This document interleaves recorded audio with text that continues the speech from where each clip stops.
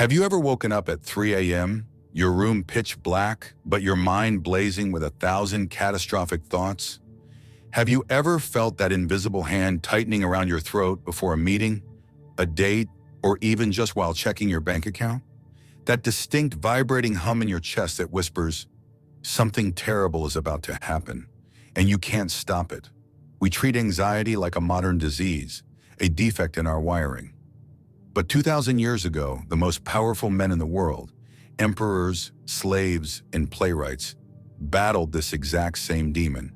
They didn't have Xanax, they had a philosophy. They didn't suppress their emotions. They engineered a mental toolkit to dismantle fear brick by brick. In this video, we aren't just going to talk about calming down. We are going to hand you the ancient blueprints for an unshakable mind. We are going to explore 8 specific Stoic exercises that turn anxiety from a master into a servant. If you are tired of being a prisoner to your own what-ifs, you need to hear this. Hit that subscribe button and stay until the end, because exercise number 4 will blow your mind. Let's dive in. Let's start with the foundation. If you understand this, you understand everything. Anxiety is almost always a result of a miscalculation. We invite chaos into our lives because we try to juggle things that do not belong to us. Epictetus, a man who was born a slave and had a leg broken by his master, knew true helplessness. Yet he became one of the freest men in history. How? By drawing a line in the sand. He taught that there are things up to us and things not up to us. It sounds simple, but look at your own anxiety. You worry about what your boss thinks, not up to you. You worry about the economy, not up to you. You worry about whether people will like your new project, not up to you. The only things you control are your judgments, your intentions, and your actions. The rest is just the weather. Imagine a master archer. He spends years perfecting his form, checking his bowstring, engaging the wind. He draws back the arrow and releases it with perfect technique. That is where his control ends. Once that arrow leaves the string, a sudden gust of wind could blow it off course. The target could move. If the archer ties his self-worth to hitting the bullseye, he is a slave to chance. If he ties his self-worth to how well he shot, he is invincible. When you focus on the outcome, you are gambling with your sanity. When you focus on the process, you reclaim your power. Anxiety cannot survive in a mind that focuses solely on its own behavior. As Epictetus said, make the best use of what is in your power and take the rest as it happens. The next time you feel the chest-tightening grip of panic, ask yourself, is this problem inside my control or outside of it? If it's outside, it is nothing to you, it is just wind. Let the arrow fly and be satisfied that you aimed well. 2. The vaccine of the mind. This next exercise is controversial. It feels counterintuitive. Modern psychology tells you to think positive, to visualize a success, and to manifest good vibes. The Stoics said, do the opposite. They practice Premeditatio Malorum, the premeditation of evils. Anxiety thrives on the unknown. It is the monster in the closet that gets bigger the longer you refuse to open the door. We are terrified of the worst-case scenario, so we avoid thinking about it. But by avoiding it, we give it power. We let it lurk in the shadows of our subconscious. Seneca, the great statesman, suggested we should rehearse our worst fears to strip them of their teeth. Are you afraid of getting fired? Wonderful. Sit down, close your eyes, and visualize it. Imagine the boss calling you in. Imagine packing your box. Imagine the drive home. Imagine looking at your bank account. Now look at that image. Are you dead? No. Are you without skill? No. Can you survive it? Yes. By walking through the fire in your mind, you realize the fire isn't as hot as you thought. You realize you have resources. You have resilience. There is a story of a young Stoic student who was terrified of going to prison. His teacher told him to visualize a cell every morning. When the student was eventually arrested for political reasons, his captors were baffled. While other prisoners wept and bargained, he sat calmly. He had already been there 1,000 times in his mind. He had already accepted it. As Seneca wrote, "He who has foreseen the coming of troubles takes away their power when they arrive." Don't let anxiety ambush you. Ambush your anxiety. Walk into the dark room, turn on the light, and see that the monster is just a pile of old clothes. 3. The cosmic view. Anxiety is a microscope. It takes a tiny problem, an awkward comment, a late bill, a mistake at work, and magnifies it until it blocks out the sun. When you are anxious, your world shrinks. It becomes a claustrophobic box containing only you and your problem. The Stoics countered this with the view from above. This is a perspective-shifting exercise designed to crush your ego, and in doing so, crush your fear. It is about zooming out until your problems regain their proper size. Marcus Aurelius was the emperor of Rome. He had wars to fight, a plague killing his citizens, and a treacherous son. He had more reasons to be anxious than you ever will. Yet in his journal, he frequently wrote about looking at the stars. He imagined rising above the earth, floating into the stratosphere and looking down.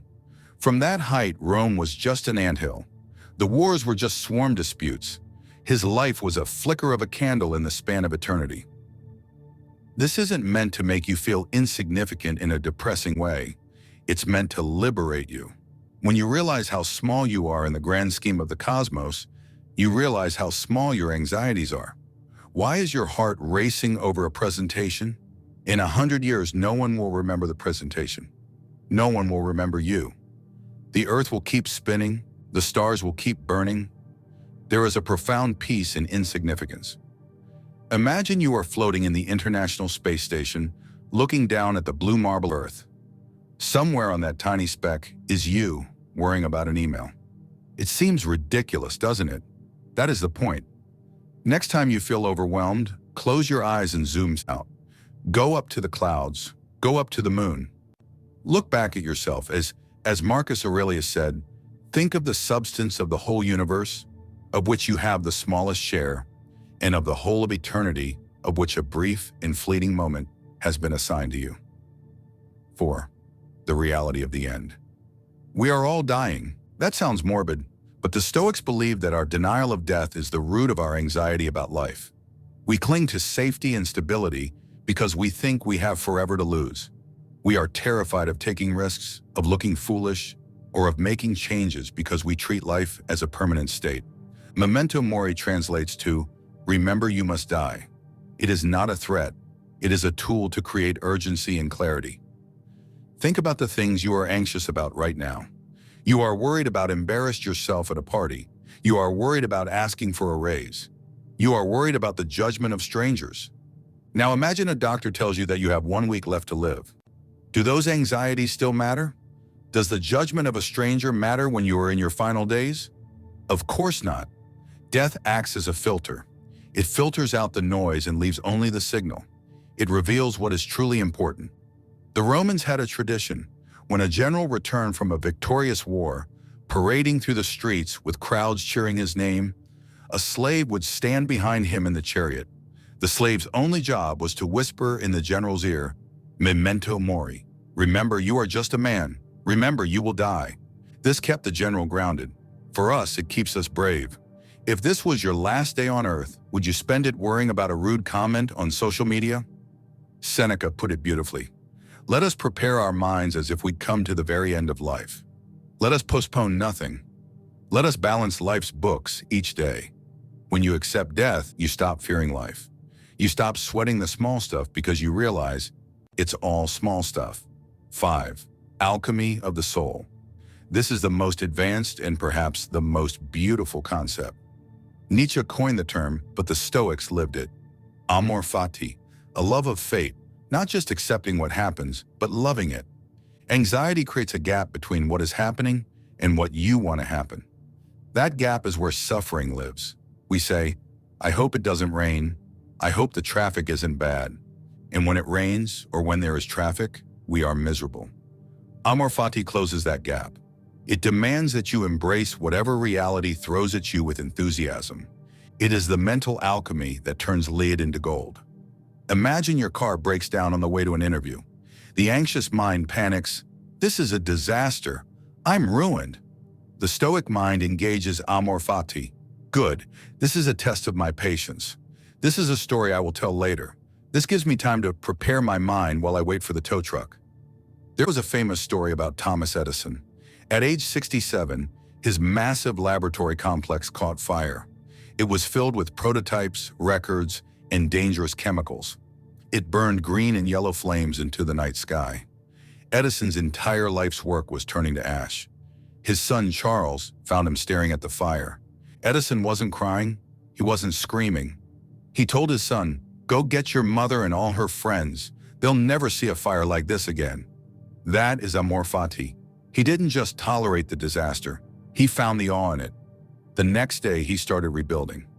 As Marcus Aurelius wrote, "The impediment to action advances action. What stands in the way becomes the way." Treat every anxious event not as a barrier but as fuel. 6. The training ground. Anxiety whispers that you are weak. It tells you that if you lose your comfort, you will crumble. We live in a world of climate control, soft beds, and instant food.